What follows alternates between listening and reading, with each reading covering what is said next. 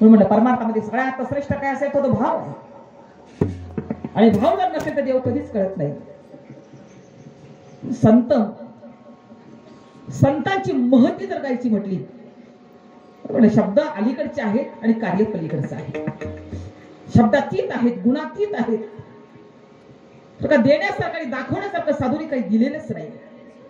दाखवण्यासारखं आमच्याकडे दाखवायला तर काहीच नाही, पण दिलंय काय हे विचाराल तर सांगता येत नाही.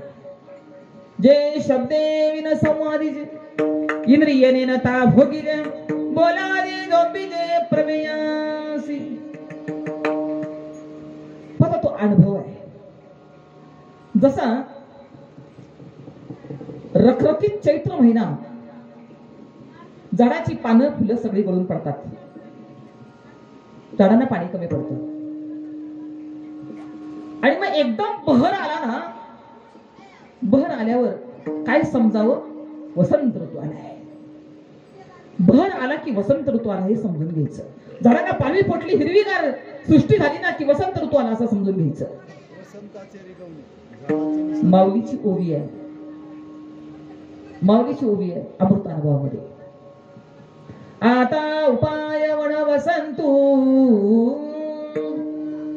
जो आज्ञेचा आहे वतंतू अमूर्ताची परिमूर्तू कारुण्याचा. जसं सृष्टी बहरलेली दिसली की वसंत ऋतू असं समजायचं, तसं आपलं जीवन बहरलेलं आलं ना, आपल्या जीवनाला बहर येतो. दुःख दुःख नाहीच. दुःख कुठे आपल्या जीवनात? दुःख नाहीच हो. दुःख मानले म्हणून दुःख आहे, वास्तविकता दुःखच नाही, तर मी देहच नाही तर दुःख आहे कुणाला. पण या स्थितीपर्यंत जाण्यासाठी सद्गुरू रूपी वसंत, संत रूपी वसंत ज्याला आपल्या जीवनामध्ये प्रवेश करील ना, या गोष्टी सहज घडून जातात. सहज संतांची सहज लीला आहे. सहज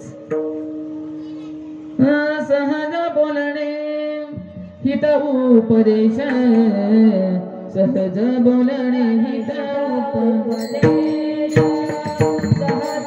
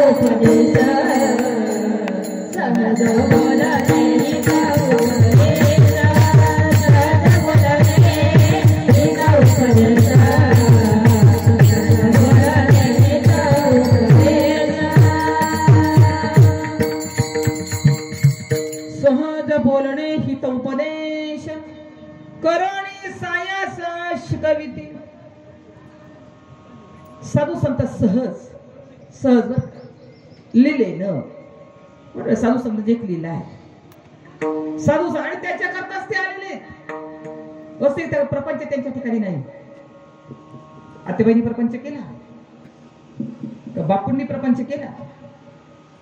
नेमकं आपल्या मालिकेमध्ये जे जे साधू झाले, कोणाकोणाचा प्रपंच पूर्ण झाला, कोणी कोणी प्रपंचामध्ये लक्ष घातलं, तर काही धर्मकार्याने झपाटलेले हे साधू संत आहेत. उद्देश एकच आहे, जीव हा मोक्षाचा अधिकारी आणि त्याला मोक्ष मिळाला पाहिजे. एवढा एकच अधिकार, जीवाचा अधिकार प्राप्त करून देण्यासाठी प्रत्यक्ष परमात्मा येत नाही, पण परमात्मा तर संतांच्या रूपाने ब्रह्ममूर्ती संत जगी अवतरले, उद्धराया आणि दीनजन. प्रत्यक्ष ब्रह्म 3.5 हाताचं शरीर धारण करून तुमच्या आमच्यासारखं दिसलं, तुमच्या आमच्या मनामध्ये राहिलं, तुम्ही आम्ही पाहिलं. पण आम्ही पाहिलं कसं? त्यांच्याकडे पाहण्याची आपली दृष्टी काय होती? जशी आपली दृष्टी आहे ना तशी दृष्टी असते. म्हणून संत पाहायचं असेल तर संत झाल्याशिवाय संत कळत नाही. म्हणून आपण ते प्रपंच करताना जरी पाहिलं असेल तर प्रपंचामध्ये ते कधीच नव्हते. ते सर्व सामान्यासारखे दिसत असले तरी ते सामान्य नव्हते, ते असामान्य आहेत. पण संतांची महती आणि संतांचं कार्य जर पाहिलं तर संपत्काळचं ज्ञान संप्रदायपूर्वक तुमच्या आमच्यापर्यंत आनंद आणण्याचं सामर्थ्य त्या संत वाणीमध्ये आहे. म्हणून ती त्यांची वाणी पवित्र आहे, त्यांचा देह पवित्र आहे. आणि त्यांच्या सानिध्यामध्ये जे जे गेले ना त्यांना आपण सारिके करीती तात्काळ नाही काळ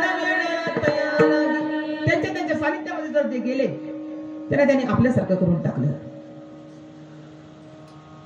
कोणते संतांचं उदाहरण घ्या, म्हणजे याच्यामध्ये सर्व संत अंतर्भूत. तुम्ही संत माये बाप कृपावंत, याच्यामध्ये एक संत नाही.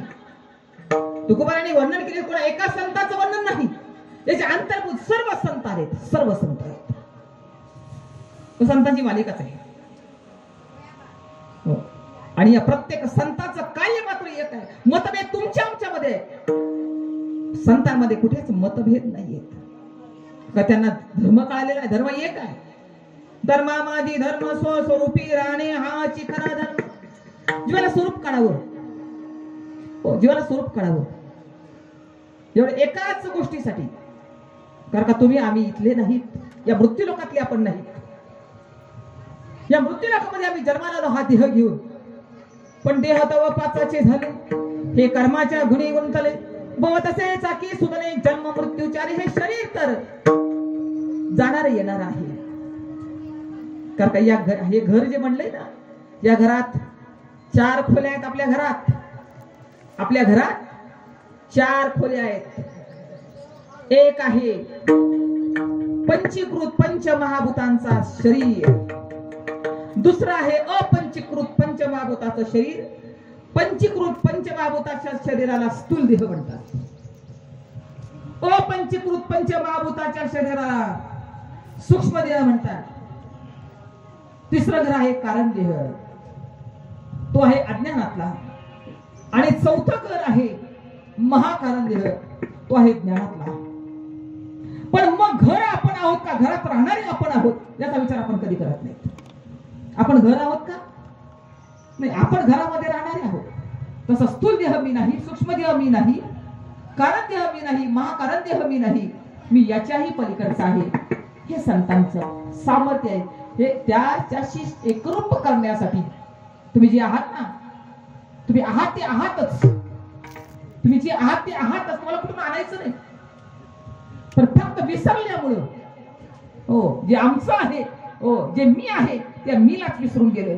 म्हणून त्या भक्तीच्या पेठेमध्ये संतांची किंवा श्रीगुरूची गाठ करावी. मी माझे नि भवभाणे, मी हरपलो मीपणे, मीच भेटलो सद्गुरु वचने आनंदतेने उल्हासे. सद्गुरु वचन कैसे हो अलौकिक, मीच माझे भोगिले नित सुख. काय केले संतांनी? या काय आहे संतांचं कार्य? माझ्यातलाच मी मला दाखवलाय.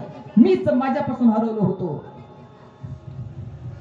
आणि माझ्यातल्याच मीला मी विसरून गेलो होतो. साधूनी कृपा केली, साधूनी कृपा केली. साधूच्या कृपेचं सामर्थ्य काय आहे? साधूच्या कृपेचं सामर्थ्य जर पाहिलं तर म्हणले, अरे तू देह नाहीस, तू करता नाहीस, तू भोगता नाहीस, तू जन्माला येत नाहीस, तू मरत नाहीस, तू सुखी नाहीस, तू दुःखी नाही, तू पापी नाही, तू पुण्यवान नाही, याच्यापैकी तू काहीच नाही.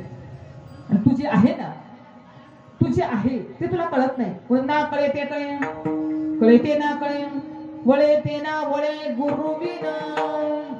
म्हणून श्री गुरुचं सामर्थ्य काय आहे? तर श्री गुरु जे कळत नाही ना, जे शिवाला कळत नाही ते कळून देण्याचं सामर्थ्य श्री गुरुचं आहे. गुरु विना ज्ञान कळेना, अक्कल बाजारात मिळेना. गुरु विना ज्ञान कळेना, अक्कल बाजारात मिळेना. गुरु विना ज्ञान कळेना, अक्कल बाजारात मिळेना. गुरु विना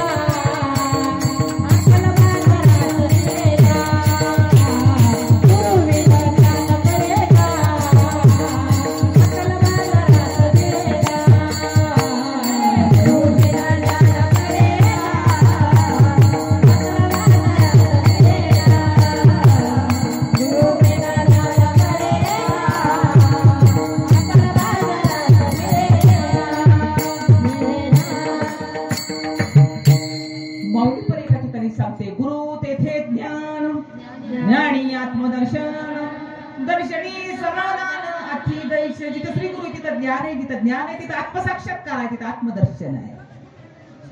आणि त्या आत्मदर्शनाला, त्या आत्मसाक्षात्काराला आपण खऱ्या अर्थाने सन्मुख झालो. आत्मदर्शनाला आपण सन्मुख झालो. आपल्या तीच वस्तू पण ज्या नाशिवंतांच्या नादी लागून आम्ही आमच्या आत्महिताला पारख झालो होतो.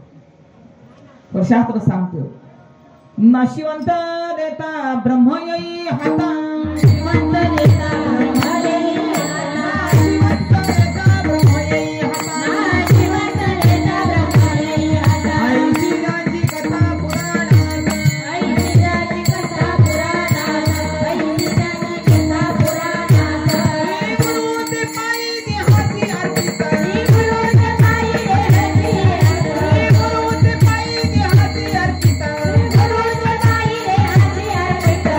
सारा मुक्तता हाता येते, मुक्तता हाता येते, मुक्तता हाता येते. नाशिवंत देता ब्रह्म येई हाता, ऐशी ज्यांची कथा पुराणात. पुराण सांगतात, जे नाशिवंताच्या नादी लागून आम्ही आमच्या स्वरूपाला जो विसरलोय, वास्तविक आता स्वरूप आहे आहेच, ते कुठून आणायचं नाही. पण त्याच्यावर जे आवरण आलंय ना, त्याला आवरण दोष असं म्हणतात. शास्त्राने दोष सांगितले, मल दोष सांगितला, विक्षेप दोष सांगितला, आवरण दोष सांगितला. तर हे तीनही दोष घालवण्याचं सामर्थ्य आपल्यामध्ये आहे. पण ते जातील कशाने? मल दोष जो जातो ना, तो सकाम उपासना, सकाम उपासनेने जातो. विक्षेप दोष जो जातो ना, तो निष्काम कर्माने आणि निष्काम उपासनेने जातो. आणि आवरण दोष जो जातो ना, तो आपल्या मनानं जात नाही. त्यासाठी श्री गुरु लागतात आवरण दोष घालवण्यासाठी. हो, मन विक्षेप आणि आवरण दोष घालवण्यासाठी श्री गुरु लागतात. तो मनाने जात नाही. म्हणून शास्त्राने सांगितले, आलेला आवरण कोणतं आवरण आहे? मी देह, हा मी आहे ना. मी परमार्थ कशासाठी घालायचा करायचा? मीच वाटोळं करण्याकरता. एकतर ज्ञानातला पण मी आहे आणि अज्ञानातला पण मी आहे. अज्ञानातला मी घालवण्यासाठी ज्ञानातला मी येतो, आणि ज्ञानातला मी मात्र भुजंग आहे. ज्ञानातला मी भुजंग आहे. नवल अहंकाराचे गोटी, विशेषण लगे अज्ञानापाटी, सज्ञानाते झोंबे कंठी, नाना संकट नाचवी. पण मौलीनं ज्ञान आणि अज्ञान खंडन सांगितलं. पण ज्ञान आणि अज्ञान खंड हे साधूच्या संगतीमध्ये होत असतं. साधूला विन्मुख होऊन या गोष्टी घडत नसतात. हो, साधूला सन्मुख होऊन संतांच्या दर्शनाने हे दोष जात असतात. तर का मी आहे हे आधी झाकले गेले, मी कोण आहे हे झाकलेलेच गेलेले आहे. तो आवरण दोष आहे. तो आवरण दोष घालवण्याचं सामर्थ्य सद्गुरूच्या वाणीमध्ये आहे. म्हणजे आहे ते झाकलंय आणि नको तेच आपण पाहतोय. आहे ते झाकलंय म्हणजे विक्षेप आहे. नको आहे ते झाकणं म्हणजे आवरण आहे आणि नको ते पाहणं हा विक्षेप आहे. म्हणजे माझं स्वरूपाची आहे. मी कोण आहे? मी कोण आहे? मी कोण आहे? साधू संतांनी विचार सांगितला. अरे मी वासुदेव तत्वता कळो येईल विचारित आहे ठाऊक सभाग्य संत नाही रुगानी का मागुता गा. मी कोण आहे? माझ्यामध्ये अखंड जे चालू आहे ना तो मी आहे. अखंड चालू आहे. अर्जुनाला तेच अनुसंधान शिकवलंय. माझे अनुसंधाने देख संकल्प जाणणे निषेक मत्याजी कयाची नाव येत मी आती लावशी. माझी या स्वरूपा पावसी हे अंतःकरणीचे तुझपाशी बोलत असे. श्रीकृष्ण परमात्मा अर्जुनाचे सद्गुरू झाले.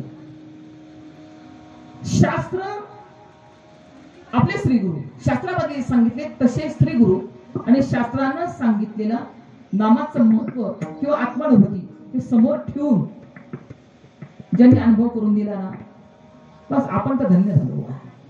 नाही धन्य मी मानी नापुले संचित लागली से प्रीत तुझे नामी धन्य झालो आता यासी संदेह नाही न पडो या बाई काळा हाती. अरे तुम्ही मरणारे नाहीच तर घाबरता कुणाला? घाबरता कुणाला? या काळाच्या तडाख्यातून तुम्ही अगोदरच सुटलेले आहात. काळाचा तुमचा संबंधच नाहीये. काळाचा याचा संबंध आहे आपल्याला. कारण माझा संबंध जो आहे ना माझा परमात्मा स्वरूपाशी संबंध आहे. माझा त्याच्याशी संबंध आहे. म्हणजे तो अंशी आहे. आपण त्याचे अंश आहोत. पण मिठानं जसा मीठपणाचा लोभ सोडावा आणि समुद्राचा लाभ घ्यावा तसं जीवानं जीवपणाचा लोभ सोडावा आणि ब्रह्मशक्तीचा ब्रह्मस्वरूपाचा लाभ घ्यावा. हा सद्गुरूच्या सानिध्यामध्ये. मग उभी माऊली सांगतो सांडोनिया मीठपणाचा लोभ मिठे सिंधुत्वाचा घेतला लाभू तैसा अहम देऊनी शंभू शांभवी झालो मी. अहम दिला. काय द्यायचंय? अहम दिला. आणि शांभवी म्हणजे पूर्ण ब्रह्मस्वरूप. मी त्याच्यापेक्षा भिन्न नाही.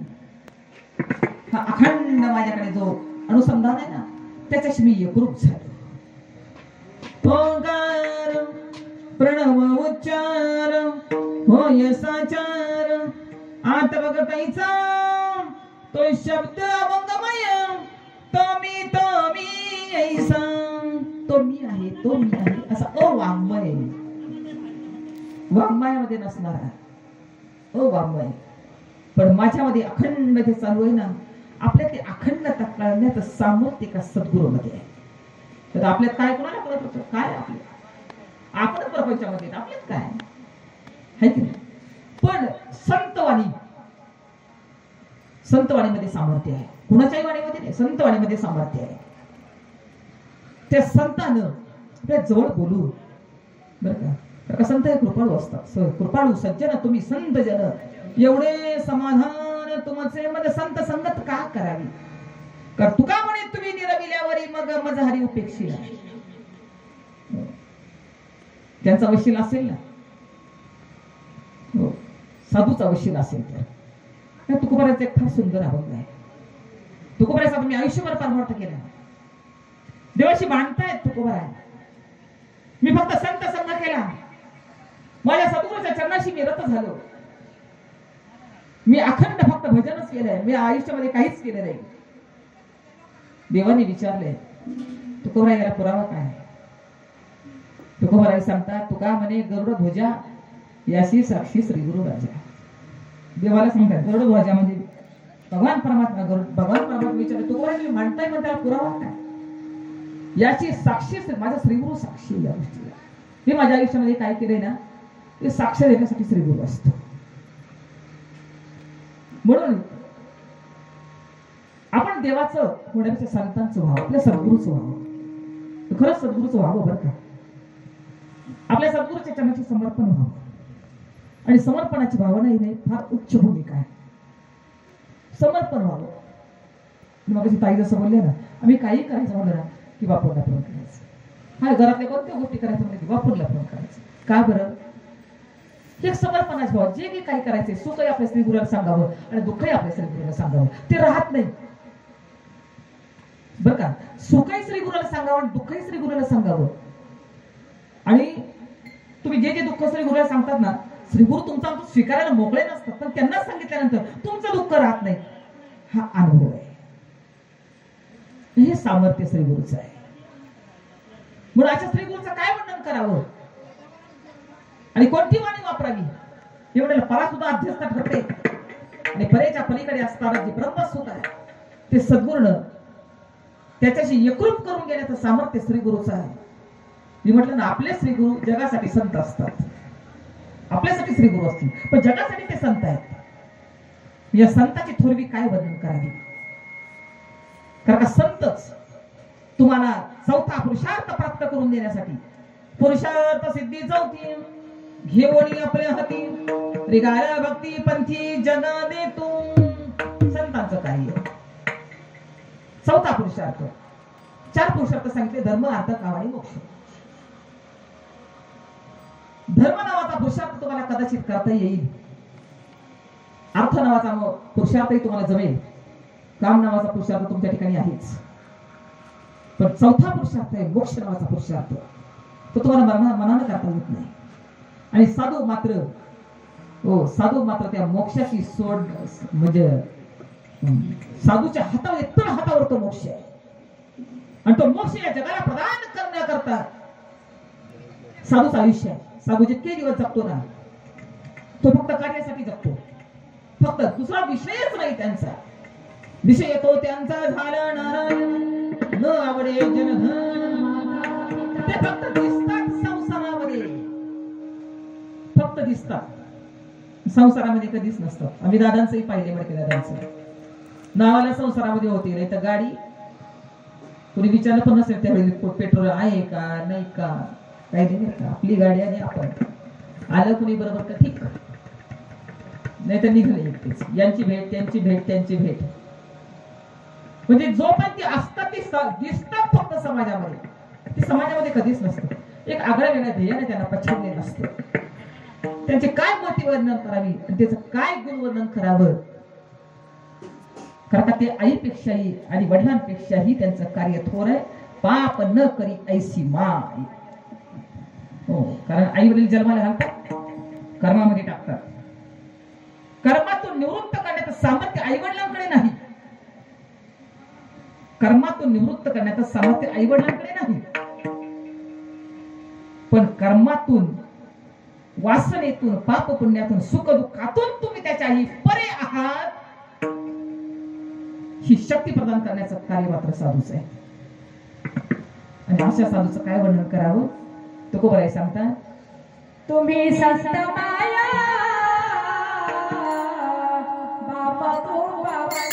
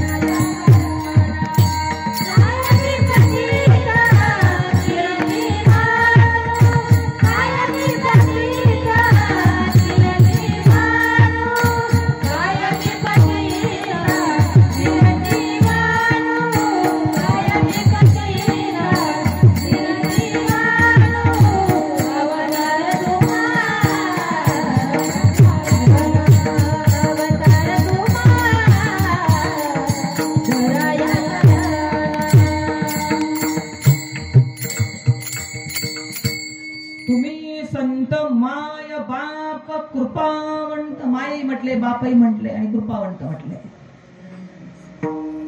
कारण तुका म्हणे हा तो कृपेचा सागर, कृपेचा सागर म्हटले बरं का सागर. आपपर भाव त्यांच्या ठिकाणी नाहीच. जो जो संतांच्या चरणाशी येईल ना, जो जो संतांच्या चरणाशी येईल, संत त्याला मोक्ष प्रदान करतात. फक्त जीवन मात्र लोचट व्हायला पाहिजे, लोचट. संतांच्या दरबारामध्ये लोचट व्हायला पाहिजे. लोचट म्हणजे कसं माहिती का, कोणती भूमिका स्वीकारतो आपण. काही काही ठिकाणी मी असंही पाहिले, गुरुच्या समोर आपली शिष्य परंपरा मिरवणारेच. गुरु समोर तुम्ही किती मोठे झालात ना, आपल्या श्री गुरु समोर आपली शिष्य परंपरा कधीच मिळवू नये. आपल्या श्री गुरु समोर, गुरु समोर गुरुच्या मुखातून शास्त्र श्रवण करावं, पण गुरु पुढे आपलं ज्ञान कधीच पाजळू नये. ह्या भूमिकेमध्ये जेव्हा तुम्ही राहता ना, पडवून राही ना ताई, पडून राहा तिथं असं ना. आणि एकच गोष्ट लक्षात ठेवायची, जिथं आपण डोकं लावलंय ना, जिथं डोकं टेकवलंय ना, तिथं डोकं परत कधीच लावलं. तिकडे डोकं लावलं की सत्यानाश. जिथं जिथेही तुम्ही कुठेही असता, जे ज्याचे श्री गुरु असतील, जे ज्याचे श्री गुरु असतील, जिथं डोकं टेकवले तिथं डोकं परत लावायचं नाही. तिथं डोकं लावलं ना, त्याचा परिणाम मात्र नरकवास आहे बरं का. परत नाही डोकं लावायचं, पडून राहायचं त्यांच्या चरणाशी. तर तुम्ही काय स्वीकारता हे महत्वाचं आहे. तुमची बुद्धी जर देह बुद्धी असेल तर तुम्ही पण श्री गुरुचं फक्त ते चालतात कसे, ते बोलतात कसे, ते वागतात कसे हे स्वीकारतात. परिस्थितीच्या पलीकडे आहे, त्याचं एक नाटक असतं. प्रपंच करणं हे सुद्धा एक श्री गुरुचं नाटक आहे. जग चलता है ऐसा चल, बाबा सांगायचे. जग चलता है ऐसा चल, जग चलता है ऐसा भी ना चल, ऐसा भी चलना चल, मन में न होने दे कोई चल बिचल. आणि श्री गुरुच्या संगतीमध्ये जर आपल्या मनाची चलबिचल होत असेल, काय मिळवलं आपण? काहीच, हाताला काहीच लागलं नाही, तर सापडलं म्हणून घेऊन पळालो. श्री गुरुच्या संगतीमध्ये जर चलबिचल होत असेल मनाची, तर तिथं नाही मन स्थिर होत नसेल तर आपण काय मिळवलं आयुष्यामध्ये? एकच जागा आहे आपल्या आयुष्यामध्ये, एकच जागा आहे, ती म्हणजे श्री गुरु आहे. तो सामान्य नाही बरं का. संत हे सामान्य नाही, श्री गुरु हे सामान्य नाही. शास्त्राने वर्णन केलंय, गुरु हा वैराग्याचे मूळ, गुरु हा वैराग्याचे मूळ, गुरु हा परब्रह्म केवळ, गुरु हा परब्रह्म केवळ, गुरु हा सोडेली तात्काळ, गुरु हा सोडेली तात्काळ, गाठली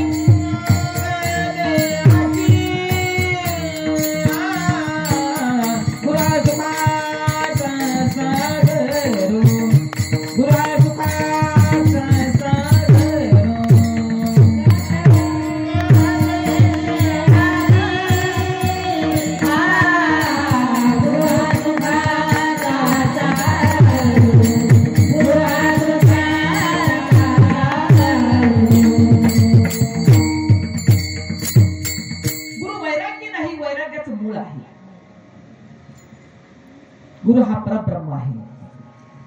आणि समोरच्या साधकाची लिंग देहाची गाठ सोडवण्याचं सामर्थ्य श्री गुरुचं आहे. लिंग देहाची गाठ म्हणजे काय? हा पंचमहाभूताचा स्थूल देह, त्याच्या आतमध्ये एक सूक्ष्म देह आहे. हा आहे आप, तेज, वायू, पृथ्वी आणि आकाश. पंचमहाभूताचा त्याच्या आतमध्ये एक सूक्ष्म देह आहे. तो आहे 17 तत्वाचा. हे 17 तत्व आहेत: पंचकर्मेंद्रिय, पंचज्ञानेंद्रिय, पंचप्राण. मन आणि बुद्धी धरली तर 17 आहेत. मन, बुद्धी, चित्त, अहंकार धरले तर 19 आहेत. आणि काही ठिकाणी अंतकरण धरतात आणि अंतकरण पंचक म्हणतात. अंतकरण आणि मन, बुद्धी, चित्त, अहंकार, तो परत 20 तत्वाचा होतो. याला सूक्ष्म देह असं म्हणतात. मग सूक्ष्म देहाचा आणि आमचा संबंध काय? आणि श्री गुरु काय करतात? सूक्ष्म देहाची वाट लावतात.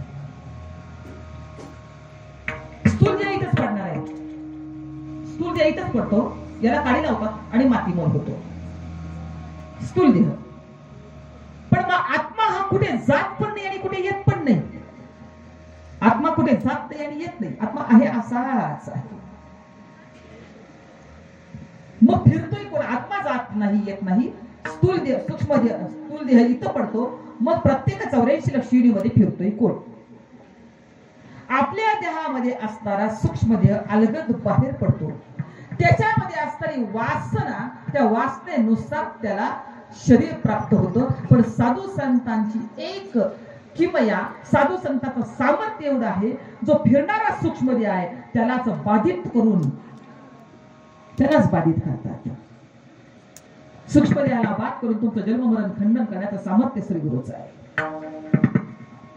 कारण ते तर मी म्हटलं ते तर उपाधीच्या वेगळ्याच आहेत, पण तुम्ही आम्ही पण उपाधीच्याच वेगळे आहोत. पण ती शक्ती आमच्यामध्ये प्रकट करण्याचं सामर्थ्य एका श्री गुरुच्या ठिकाणी आहे, एका संतांच्या ठिकाणी आहे.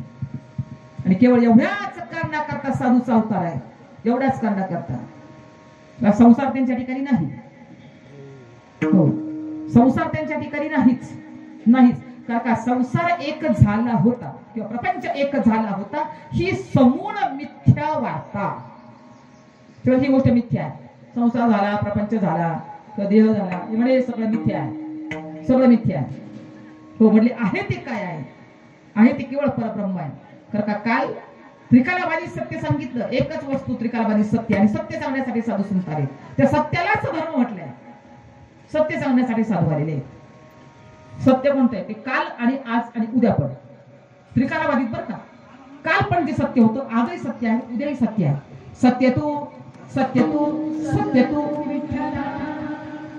तीनदा सत्य सांगण्याचं कारण काय? तीनदा सांगितलंय सत्य तू सत्य तू सत्य तू. म्हणजे त्याला भूतकाळ पण सांगायचा आहे, वर्तमान काळ पण सांगायचा आणि भविष्य काळ पण सांगायचा.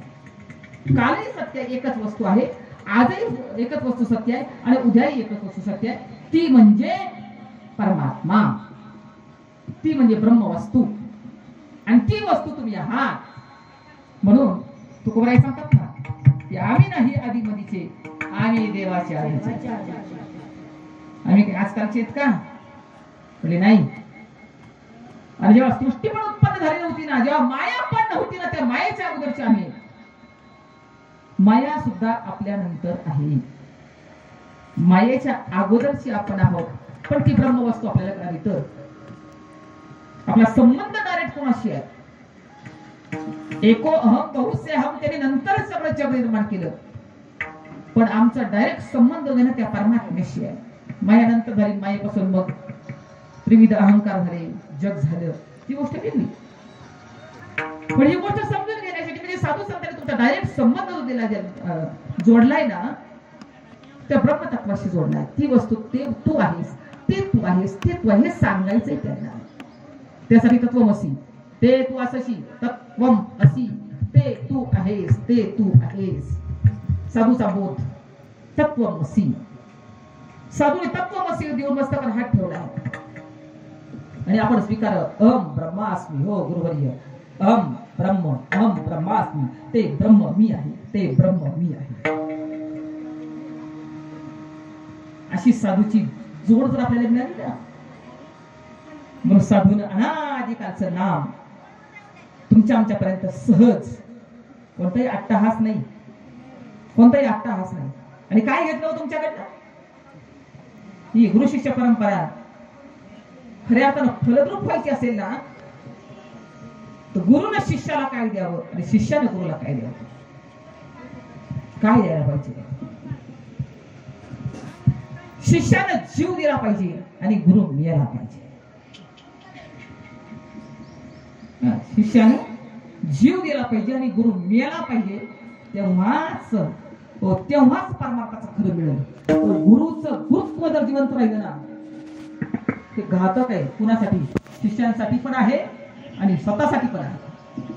गुरुचं गुरुत्व जर जिवंत राहिलं तर मी गुरु आहे हा भाव सुद्धा ज्याचा मावळ आहे ना, म्हणून त्यांची पुण्यतिथी आहे. पुण्यतिथी कुणाची पण नसते. आता शिष्य तर डोक्यात घुरविले ना, तर शिष्याच्या घरी धुनी भांडी करायला जावं लागेल आपल्याला. हा, शिष्य धुनी भांडी करायला परत आणतील. म्हणून गुरुचं गुरुत्व मेलं पाहिजे आणि शिष्याने तर जीवच दिला पाहिजे. म्हणून श्री गुरुचं सामर्थ्य जर पाहिलं ना, तर श्री गुरु काय करतात माहिती का? शिष्याचं शिष्य पण घालवतात, शिष्याचं शिष्य पण घालवतात, स्वतःचं गुरुत्व घालवतात आणि दोघं एक रूप म्हणजे ब्रह्मरूप होतात. हे सामर्थ्य. गुरु शिष्य परंपरा म्हणजे काय? बोलले नाही, पण श्री गुरुचं गुरुत्व पण घालवतात, स्वतःचं गुरुत्व घालवतात, शिष्याचं शिष्यत्व घालवतात, त्याला एका उच्च स्थानावर नेतात आणि आपण तर उच्च आहेतच, दोन्ही एकरूप होतात. तिथं म्हणतात आपण सारखी करीतात का? आपण सारखी म्हणजे काही गुरु कीर्तनकार असेल तर शिष्य कीर्तनकार होतो, त्याला म्हणतात का आपण सारखे? आपण याला समजू लागलो आहे की नाही? गुरु कीर्तनकार आहे मग शिष्य पण आपण सारखी कीर्तनकार, अजिबात नाही. हो, कारण त्याचं महत्व फार वेगळं हो. त्याचा अवतारच त्यासाठी आहे, जगाचा उद्धार करण्यासाठी, जीवाचा उद्धार करण्याचं सामर्थ्य फक्त एका संतांकडे आहे आणि म्हणून त्यांचा अवतार आहे अभंगाचा विसर्जन.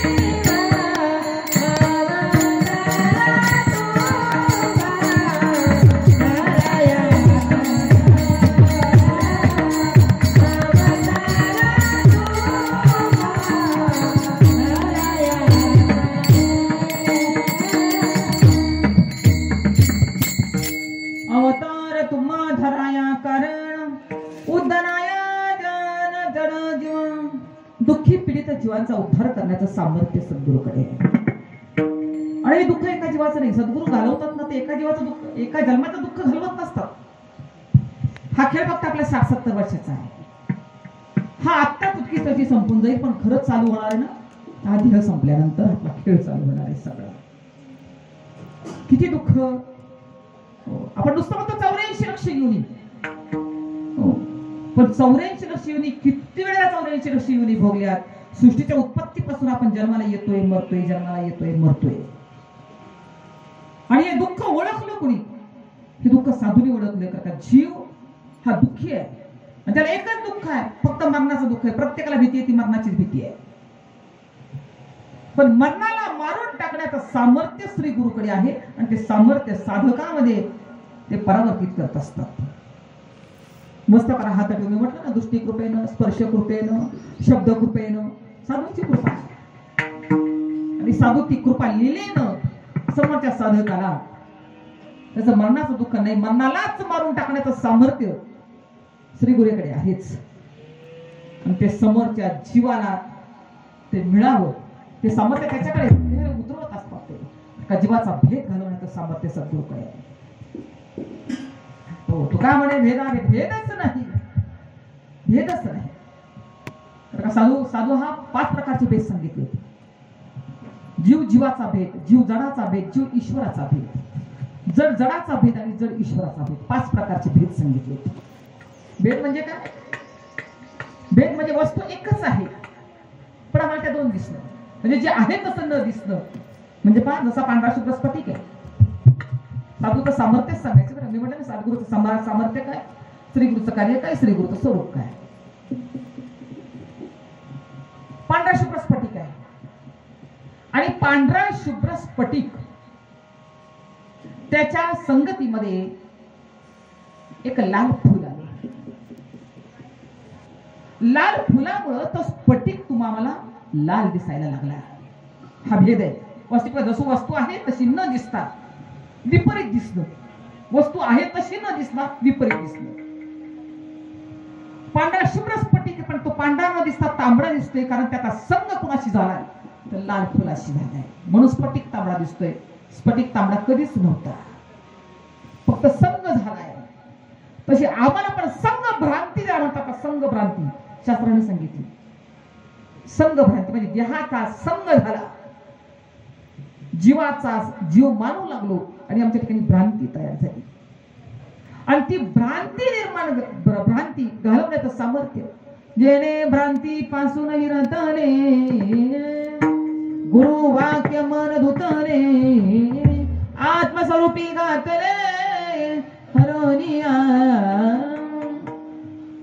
फक्त आता दोघांना वेगवेगळं काढायचंय. स्फटिकाला वेगळं करायचंय आणि त्या फुलाला वेगळं करायचंय. फुल फुलच आहे, स्फटिक स्फटिकच आहे.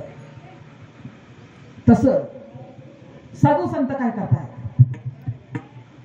जीवाचा जीवपणा घालवतात आणि तू ती ब्रह्म वस्तू आहे त्याची अनुभूती करून देत असताना साधू ते ब्रह्म नाम. कारण सूर्याला पाहायचं म्हटलं तर कोणत्या प्रकाशानं पाहताल तुम्ही?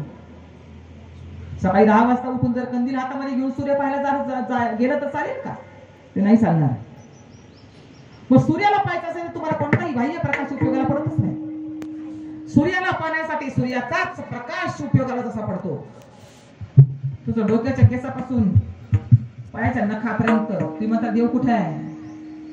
कुठे आहे? अंतःकरण कुठे आहे तुमचं? कुठे आहे तुमचं मन? कुठे आहे? कुठे आहे तुमची बुद्धी? कुठे आहे तुमचं चित्त? कुठे असं म्हणता ना, तर डोक्याच्या केसापासून पायाच्या नखापर्यंत. तर देव देव तेवढा तुमच्यामध्ये आहे, तसं आतही आहे, बाहेरही आहे. देव आहे, देव आहे, देव आहे, देव आहे, देव आहे, देव आहे,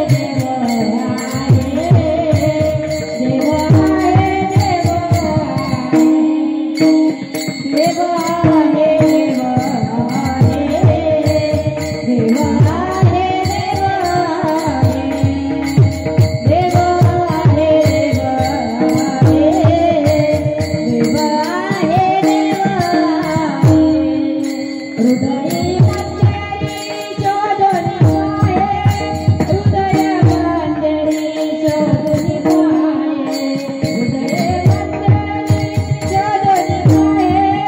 हृदय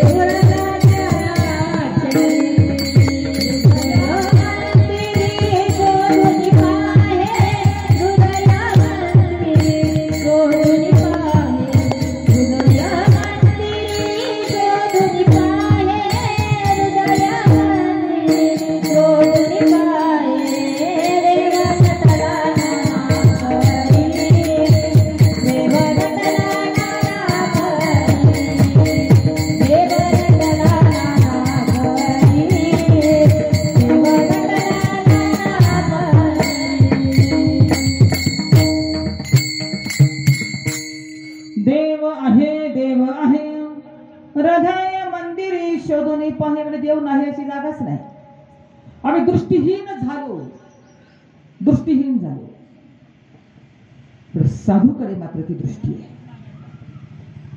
साधू जी वस्तूवर त्यांची नजर पडते ना, अगदी संत मालिकेमध्ये पहा,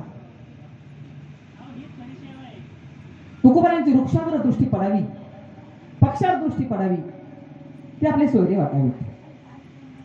उपाधीचा उपकाला मनी आवडला असं संघ. उपाधीचा संबंध काय येतो? कुणाचाच कोणाशी उपाधीचा संबंध राहिलेलाच नाही. फक्त आमचा तो संबंध आहे तो उपाधीच्या आतमध्ये असलेल्या चैतन्याशी आहे. म्हणून वृक्षाकडे पाहिलं आणि पक्षाकडे पाहिलं तर ते सोयरे वाटावे. नागमागांना गाढवाकडे पाहिलं तर देव वाटावा. नामदेवांनी कुत्र्याकडे देव म्हणून पाहावं. हे नेमकं काय? दृष्टीमध्ये परिवर्तन आहे. बाबा सांगायच्या सृष्टी कधीच बदलणार नाही. दृष्टी नाही बदलू शकत. दृष्टी आहे तशी राहील. बदलायची असेल तर तुम्हाला दृष्टी बदलावी लागेल. आणि दृष्टी बदलण्याचं सामर्थ्य एका स्त्री गुरुच्या मुखातून जे ब्रह्मनाम कानावर पडणार आहे. म्हणून म्हटलं सूर्याला पाहण्यासाठी जसं सूर्याचा प्रकाश कारणीभूत ठरतो, तसं आमच्या त्या वस्तूला पाहण्यासाठी, आमच्या त्या ब्रह्मशक्तीला पाहण्यासाठी ब्रह्मनामच कारणीभूत ठरतं. अन्यथा दुसरा इथं उपायच नाही. म्हणून साधू त्या नामाचा प्रचार आणि प्रसार अखंड करत असतात. असं नाही की दिवसा करतात आणि रात्री करत नाहीत, असं नाही. हो, तर का बाबा आम्ही कधी झोपले पाहिलेच नाही. जर कुणी साधक गेला तर ते अखंड उठून बसून अखंड बोलत राहायचे. त्याचा विषय, त्याची वाणीच ब्रह्मरूप झालेली आहे. ते दुसरं काही बोलतच नाही, ते दुसरं काही पाहतच नाही.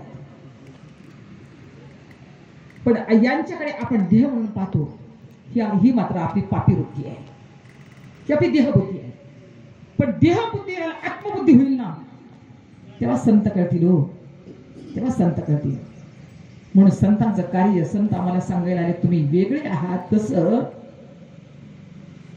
आपण जमिनीमध्ये जर आपल्याला शेंगदाणे पेरायचे असतील, शेंगदाणे पाहिजे असतील, तर आपण काय करतो? टरकल टाकून दुकानात ते आणून नाही, आपण ते वेगळी थप्पी लावली जाते शेंगाची. पेरायचे शेंगदाणे वेगळे असतात. ते टरकल टाकून देऊन ते शेंगदाणे पेरायचे.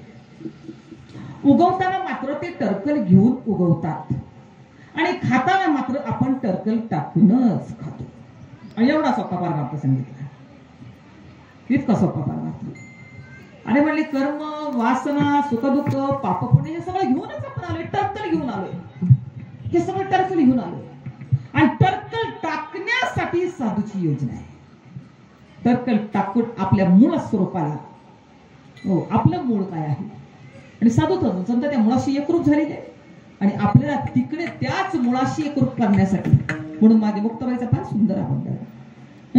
बाई बाई जाते ग माहेराला, बाई बाई जाते ग माहेराला, बाई बाई जाते ग माहेराला, बाई बाई जाते ग माहेराला, बाई बाई जाते ग माहेराला, बाई बाई जाते ग माहेराला, बाई बाई जाते ग माहेराला, बाई बाई जाते ग माहेराला.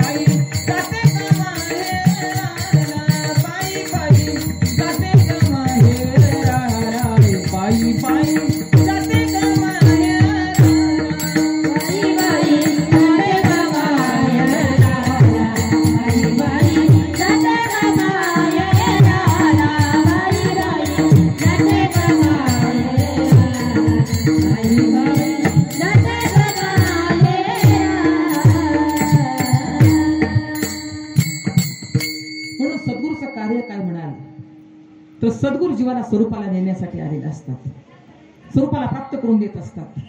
वास्तविक पाहता स्वरूप कुठे बाहेर नाही, ते आतच आहे, ओतप्रोत भरलेलं आहे. पण जीवानं त्याचा विचार केल्याशिवाय ती गोष्ट होत नाही.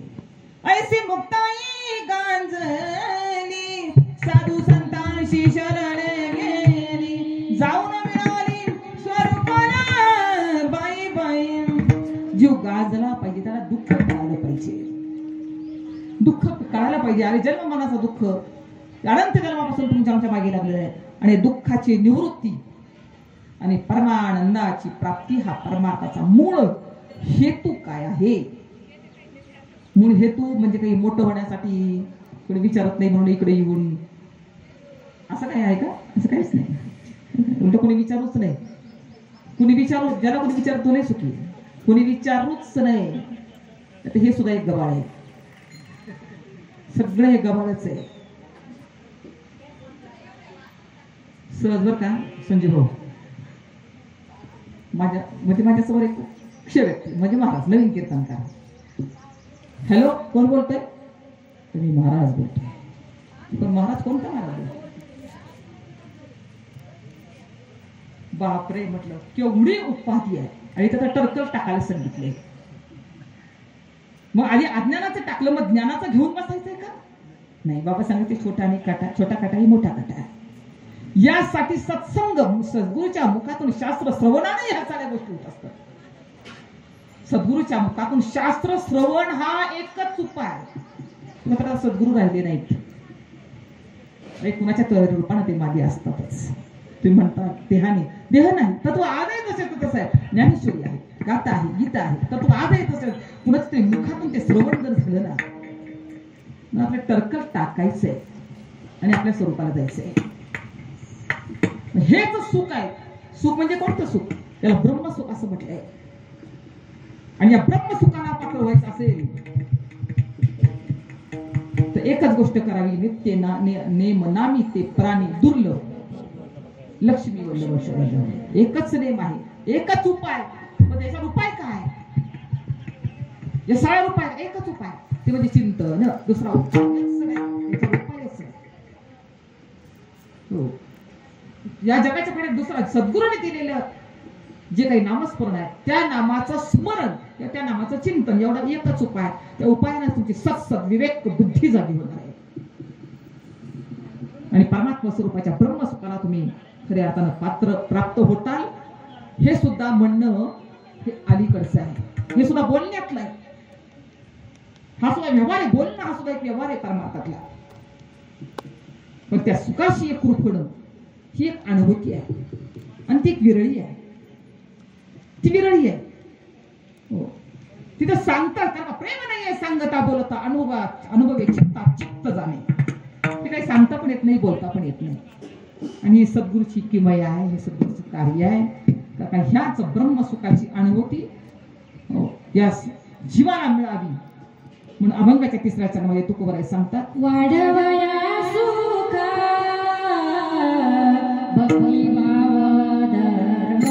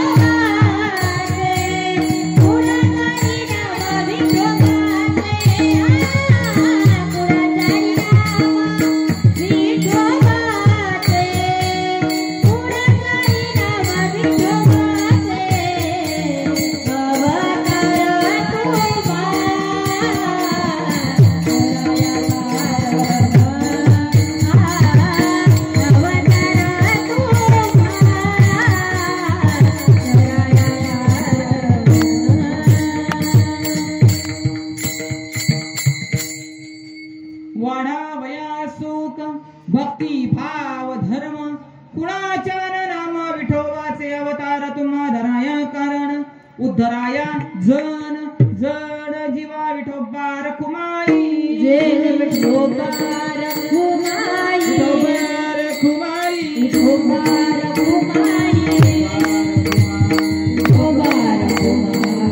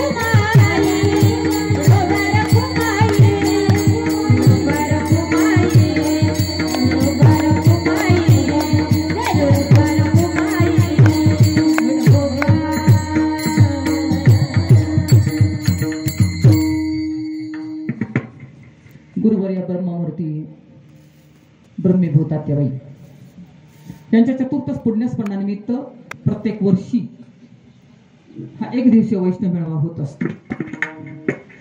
तर आत्याबाईंचं जर कार्य जर पाहिलं तर आपलं आयुष्य परमार्थासाठी समर्पण आहे. आपलं वेगळं आयुष्य उरूच नये.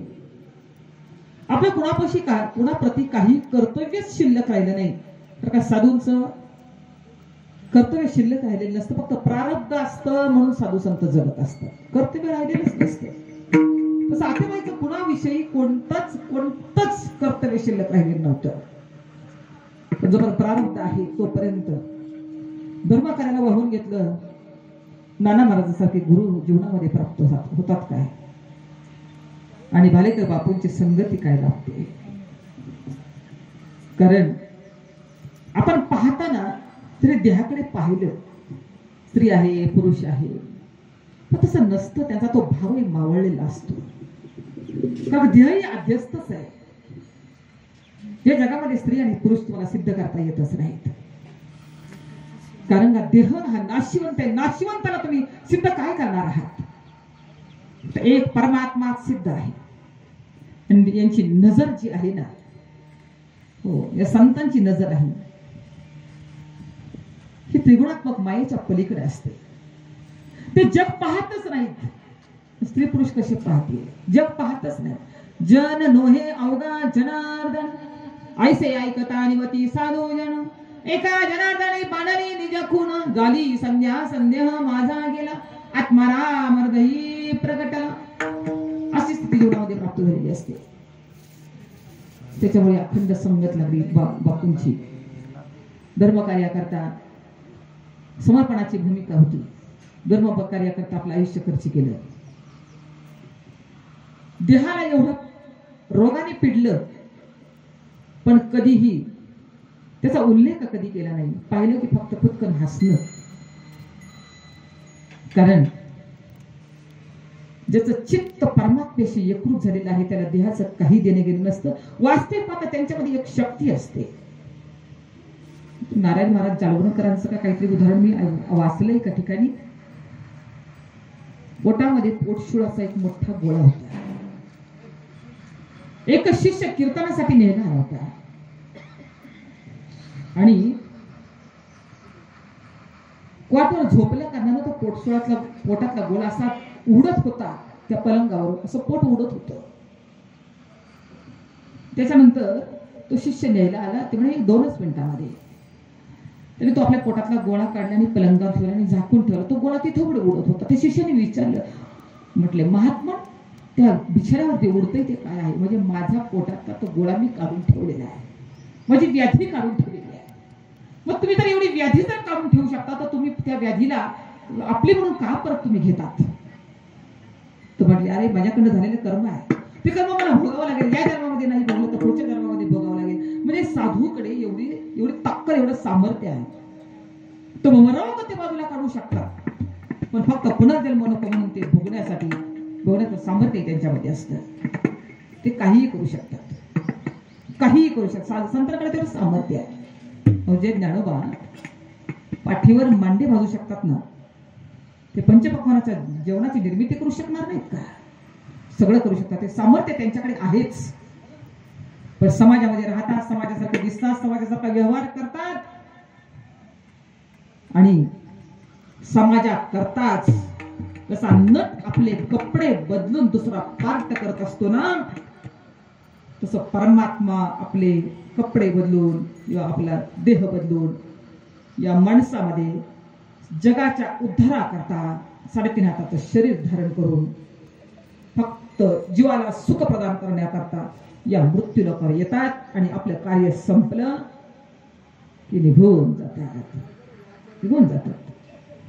पण फक्त देहानं जातात बरं का, तत्वानं मात्र कुठेही जात नाहीत. त्याचा एकदेशीपणा संपतो, पण व्यापकत्व मात्र तुमच्या आमच्या हृदयामध्ये आज सत्यबाई म्हणा, बापू म्हणा, दादा म्हणा, श्रीपाद बाबा असतील, रामनाथ बाबा असतील, नाना महाराज असतील, हे दिसायला सगळे 2-2 असतील, त्यांची शरीरं वेगवेगळी असतील, यांच्या उपाध्या वेगळी असतील, तत्व मात्र यांच्यात एकच आहे. आणि ते एक तत्व म्हणजे संत आहे. तत्व म्हणजे संत आहे, उपाधी म्हणजे संत नाही. म्हणून दिसायला वेगवेगळे असतील, ज्ञानोबा दिसायला वेगळे असतील, तुकोबा दिसायला वेगळे असतील, नाथ महाराज दिसायला वेगळे असतील, नामदेव महाराज दिसायला वेगळे असतील, उपाधी वेगवेगळी.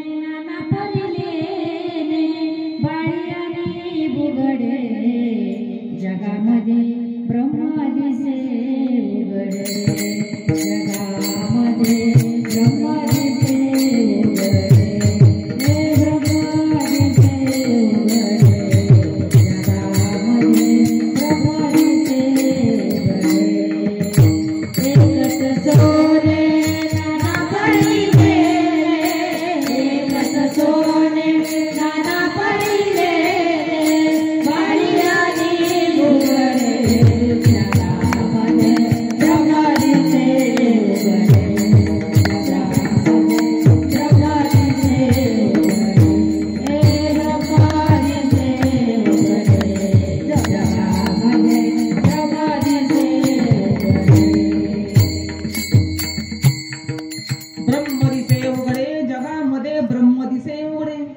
एकची सोने नाना परिलेने बाळी बुगणे ब्रह्म दिसे उघडे, एकची माती नाना परी भिंती रंजन आणि सुगणे ब्रह्म दिसे उघडे. संतांना याच्यातून काय सांगायचंय माझ्या मुक्ताबाईला? उपाध्या भिन्न भिन्न असतील, सोन्याचे अलंकार जरी घडले तरी सोनेपणाला काही सोन्यामध्ये काही उणीव जाणवते का? म्हणले नाही. म्हणून बाबा सांगायचे अरे तुम्ही सोन्याहून पिवळे आहात. एक शब्द बाबा, तुम्ही सोन्याहून पिवळे आहात. सोन्याहून पिवळे कशी माहिती का?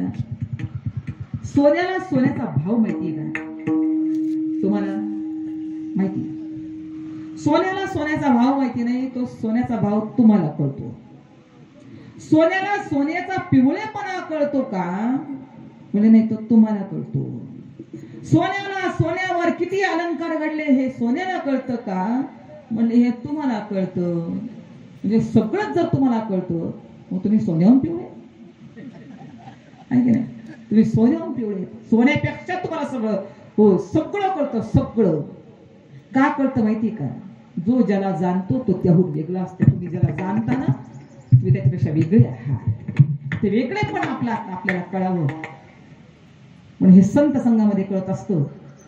जसं चंदनाच्या संगतीमध्ये बोरी आणि बाभळी जर गेल्या ना तर चंदनाला सुद्धा, चंदनाचा संग जर बोरीला घडला तर बोरी सुद्धा सुगंधित होतात. संतांची एक नजर आपल्यावर पडली ना, एक नजर बरं का, संतांच्या दृष्टीतून एक नजर आपल्यावर पडली ना आपला उद्धार झाला म्हणून समजायचा. पण आपण संतांच्या नजरेखाली येत नाही, ही गोष्ट फार म्हणजे दुर्मिळ आहे. संतांची नजर आपल्यावर पडली ना की संत बरोबर आपल्या दृष्टीतून आपली पारख करतात आणि दृष्टीतून पारख जर केली ना संतांनी तर खऱ्या अर्थानं संतांच्या सानिध्यामध्येच जसं बोरीला बाभरीला जसा चंदनाच्या संगतीमध्ये सुगंध लागतो तसं सत्संगामध्ये तुम्ही ब्रह्मरूप आहात हे ब्रह्मज्ञान हे ब्रह्मवाक्य संतांच्या मुखातून काळावर पडल्यानंतर तुम्ही ब्रह्मरूप होता ही संतांची किमया आहे ही संतांची लीला आहे हे संतांचं सामर्थ्य आहे हे संतांचं स्वरूप आहे संतांचं कार्य आहे आणि संतांचं कार्य जर करून घ्यायचं असेल तर संत समागमी धरावी आवडी करावी तातडी तुकोबराई सांगता तुका म्हणे गुणा चंदनाचे अंगी तुका म्हणे गुणा चंदनाचे अंगी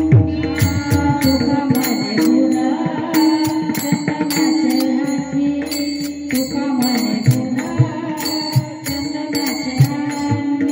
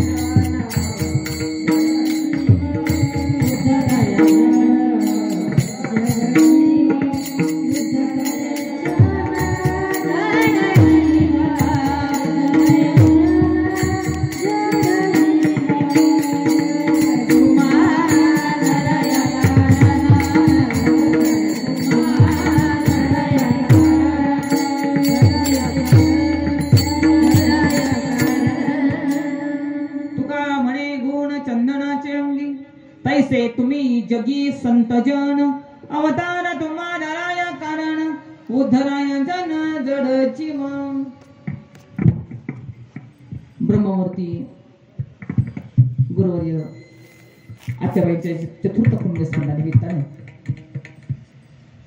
या ठिकाणी सकाळच्या सत्रातली सेवा माझ्या वाट्याला आली पौष्टिक तथा शब्दातीत गुणातीत असणार संतांचं सद्गुरूचं वर्णन हे शब्दामध्ये आणणं हा एक व्यवहार आहे पण संत स्थिती ही अव्यवहार्य स्थिती आहे त्यांच्या ठिकाणी कोणताही व्यवहार नाही अव्यवहार्य संत स्थिती आहे आणि त्या स्थितीला जे संत प्राप्त झाले ती स्थिती आपल्याला प्राप्त व्हावी म्हणून पुण्यस्मरण करायचं आहे म्हणजे त्यांच्यासाठी नाही आपली प्रगती व्हावी म्हणून हे सगळं आपल्याला करायचं आहे संत संगतीमध्ये आपल्या कुठे चुकतंय आपण कुठे बरोबर आहोत किंवा आपलं चिंतन कुठे कमी पडतंय आपण बरोबर आपलं चिंतन बरोबर आहे का या सगळ्या गोष्टीचं नवजुनं करण्यासाठी संत मालिकेमध्ये अनेक महापुरुषांनी हा 1 दिवसाचा वैष्णव मेळावा असेल 2 दिवसाचा असेल 1.5 दिवसाचा असेल 8 दिवसाचा असेल नाही 7 दिवस जबत तर अशी वैष्णवांची योजना करून खऱ्या अर्थानं आम्हाला भक्तीचं ते प्रेम सुख प्राप्त व्हावं त्या ब्रह्मसुखाला आम्ही पात्र व्हावं म्हणून अनेक उपायांनी संत जसं आई लेकराला जेवण्यासाठी 1 घास चिवचा 1 घास माऊचा 1 घास काऊचा करून जशी त्याला भरवत असते ना तसं कधी प्रवचनातून कधी हरिपाठातून कधी कीर्तनातून कधी सत्संगातून कधी बैठकीतून कधी चर्चेतून फक्त हेतू एकच आहे आमच्या मुळाला जे आमचं मूळ आहे त्या मूळ स्वरूपाशी एकाकार वृत्ती होणं हा मूळ हेतू आहे. म्हणजे अत्यंत दुःख जाऊन परमानंदाच्या त्या सुखाला प्राप्त होणं वास्तविक प्राप्तच आहे, पण प्राप्ताचीच प्राप्ती करण्याचा हा व्यवहार तोही अलीकडे राहतो आणि जीव परब्रह्म स्वरूप होतो. अशी एक युक्ती साधूकडे असते आणि म्हणून त्या साधूचं काय वर्णन करावं, काय शब्दानं वर्णन करावं, तर तुकोबाराय सांगतात, तुम्ही संतमाय वाप कृपावंत काय पतित कीर्तिवानु अवतार तुम्हा धराया कारण उतराया दान दण जीवा वाढावया सुख भक्तिभाव धर्म कुळाचार नाम विठोबाचे अवतार तुम्हा धराया कारण उद्धराया जाण जड जीवा तुकावडे गुण चंदनाची अंगी तैसे तुम्ही जगी संत जन अवतार तुम्हा धराया कारण उद्धराया जाण जड जीवा. तुकोबारायांच्या अभंगावर सद्गुरूच्या कृपेनं शास्त्र विचार करण्याचा एक योग माझ्या जीवनामध्ये मला प्राप्त झाला. वास्तविक आता या ठिकाणी सर्व साधक वृंद पंचक्रोशीतून नाना महाराजांचे असतील, श्रीपादबाबांचे असतील, बापूंचे असतील, आतेबाईंचे असतील, वास्तविक द्वैत नाहीच. मी म्हटलं ना, उपाय वेगवेगळं आहे, चैतन्य एक आहे. आणि जे जे चैतन्य ज्यांनी ज्यांनी जाणलं ते सर्व साधक वृंद एकत्र येऊन हा सोहळा या ठिकाणी संपन्न करतात. झालेली सेवा ज्यांच्या पित्यार्थ कार्यक्रम आहे त्या आतेबाईंच्या चरणी मला वाटतं 10:10 आतेबाईंचं निर्माण झालं, म्हणून सकाळी 10:10 फुलं टाकून हा कार्यक्रम चालू झालेला आहे. म्हणून झालेली सेवा तुम्हा सर्व ब्रह्मवृंदांच्या चरणी, हृदय सद्गुरूच्या चरणी आणि ज्यांच्या पित्यार्थ कार्यक्रम आहे त्या आतेबाईंच्या चरणी समर्पण करून या ठिकाणी आपण सेवेला पूर्ण विराम द्या. ज्ञानेश्वर